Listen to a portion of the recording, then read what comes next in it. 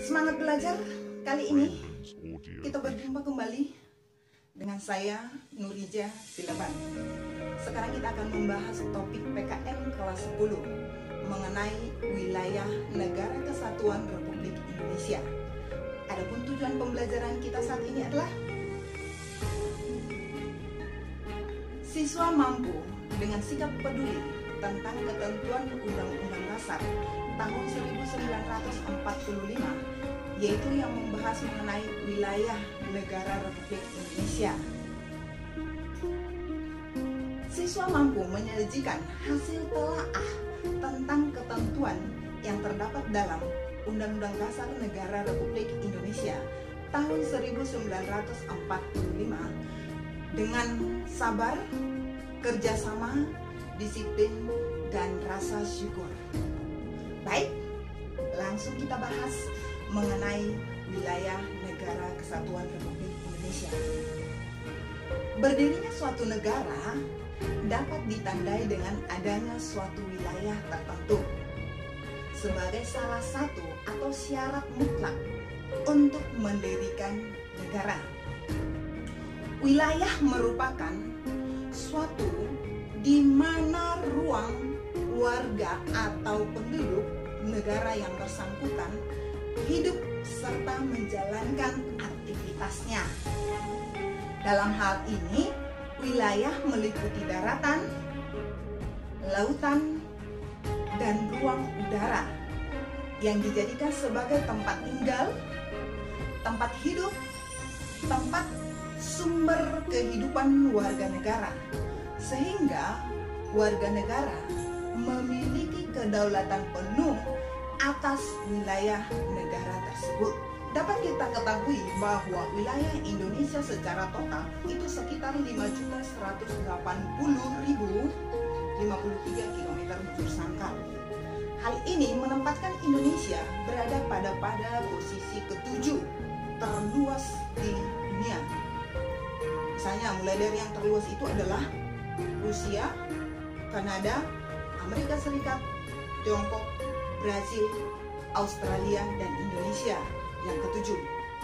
Dan wilayah Indonesia itu 2/3 merupakan wilayah perairan. Sepertiganya itu adalah wilayah daratan. Dan Indonesia termasuk merupakan kepulauan terluas dan terbanyak di dunia dengan jumlah pulau mencapai 13.466 pulau. Dengan letak Indonesia pada posisi astronomis itu adalah 6 derajat lintang utara sampai 11 derajat lintang selatan dan 95 bujur timur sampai 141 derajat bujur timur. Secara geografis dapat kita lihat juga bahwa Indonesia diapit oleh 2 samudra dan 2 benua, yaitu Samudra Pasifik dan Samudra Hindia, kemudian benua Asia dan benua Australia. Wilayah Negara Kesatuan Republik Indonesia menurut Undang-Undang Dasar Negara Republik Indonesia tahun 1945 pasal 25A disebutkan bahwa Negara Kesatuan Republik Indonesia merupakan sebuah negara kepulauan yang bercirikan Nusantara dengan wilayah dan batas-batas dan hak-hak yang ditetapkan sesuai dengan undang-undang. Dan dalam Undang-Undang Nomor 43 tahun 2008 juga dinyatakan tentang wilayah Indonesia adalah salah satu unsur-unsur negara kesatuan wilayah daratan, perairan pedalaman, perairan kepulauan, dan laut teritorial beserta dasar laut dan tanah di dalamnya serta ruang udara di atasnya, termasuk seluruh sumber daya alam yang terkandung di dalamnya. Dalam deklarasi Juanda juga dinyatakan yang terjadi sekitar tanggal 13 Desember 1957 menyatakan bahwa segala perairan di sekitar dan di antara dan yang menghubungkan pulau-pulau yang termasuk dalam wilayah Negara Kesatuan Republik Indonesia itu tidak memandang luas atau lebar.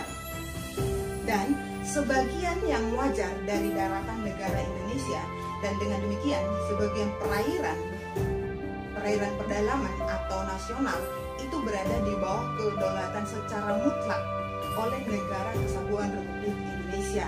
Nah, seperti ini dapat kita lihat bahwa ruang lingkup wilayah negara Indonesia itu terdiri atas 4, yaitu wilayah daratan termasuk tanah yang di bawahnya. Kemudian yang kedua adalah wilayah perairan. Yang ketiga adalah wilayah dasar laut dan tanah di bawahnya. Yang keempat adalah wilayah ruang angkasa, dan itu merupakan ruang lingkupnya. Ditambah lagi dari yang keempat itu adalah wilayah teritorial, yang mana dalam wilayah teritorial ini adalah suatu wilayah ketetapan menurut hukum internasional, maka itu dianggap sah menjadi bagian dari wilayah suatu negara. Baik, untuk lebih jelasnya mengenai wilayah dan batas perairan Indonesia, kita perhatikan di sini ada beberapa. Yang pertama adalah wilayah daratan. Wilayah daratan ini ada 3 menjadi pembatasnya. Yang pertama adalah pembatas alam. Pembatasan alam ini misalnya sungai, danau. Yang kedua itu pembatas buatan. Pembatas buatan itu misalnya kita membuat tembok atau pagar berkawat. Kemudian yang ketiga itu menurut ketentuan atau perhitungan, misalnya yang terdapat dalam peta. Nah, di sana kan jelas dia garis lintang dan garis busur letaknya seperti yang tadi. Oke. Kemudian yang kedua adalah wilayah perairan. Wilayah perairan ini dalam menentukan batasnya itu adalah ketika air laut dalam kondisi surut. Nah, kalau laut Indonesia atau perairan internasional itu dapat kita ketahui setelah melakukan traktat multilateral yang pernah terjadi sekitar tahun 1982 di Jamaika. Di sana dikatakan tentang batas laut. Batas laut itu ada 4. Yang pertama itu adalah batas laut teritorial. Batas laut teritorial itu merupakan batas yang jaraknya diukur seluas atau sepanjang 12 mil pada pulau terluar. Kemudian yang kedua itu adalah batas laut zona bersebelahan.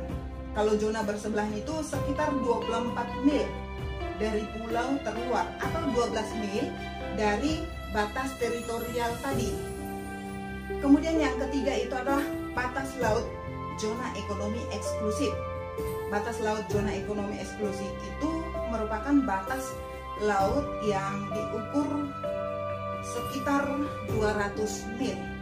Dan yang keempat itu adalah batas laut landas. Dalam artian batas laut landas benua ini adalah dia termasuk batas yang berada di lebih dari 200 mil dari pantai. Yang ketiga mengenai wilayah Indonesia adalah wilayah udara. Sesuai dengan Konvensi Paris pada tahun 1919 yang menyatakan bahwa negara-negara merdeka itu berhak mengadakan eksplorasi dan eksploitasi di wilayah yang sudah dimiliki. Nah, dalam hal apa? Misalnya dalam kepentingan radio atau satelit atau bahkan tentang penerbangan.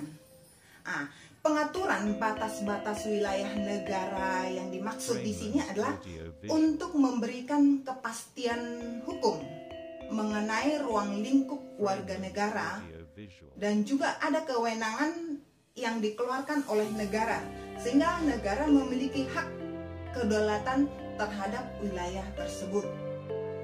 Kewenangan pemerintah dalam mengelola dan memanfaatkan segala sesuatu yang berada di perbatasan wilayah Negara Kesatuan Republik Indonesia dapat diatur sesuai dengan Undang-Undang Nomor 43 Tahun 2008 Pasal 10 Ayat 1. Di sana dinyatakan beberapa hal, salah satunya adalah menetapkan tentang pengelolaan dan pemanfaatan wilayah Negara Kesatuan Republik Indonesia di sekitar perbatasan. Yang kedua adalah melakukan perundingan dengan negara lain di dalam menentukan perbatasan tersebut. Yang ketiga adalah pemberian nama terhadap setiap nama pulau-pulau yang ada di Indonesia, sehingga Indonesia tidak kehilangan bagian dari pulau tersebut. Yang berikutnya adalah membuat tanda batas-batas di sekitar perbatasan. Yang berikutnya adalah mengawasi, memberi izin kepada kapal-kapal negara lain yang ingin melewati perbatasan atau wilayah Negara Kesatuan Republik Indonesia. Yang keenam adalah menjaga keutuhan, kestabilan, dan keamanan di sekitar perbatasan dengan negara lain.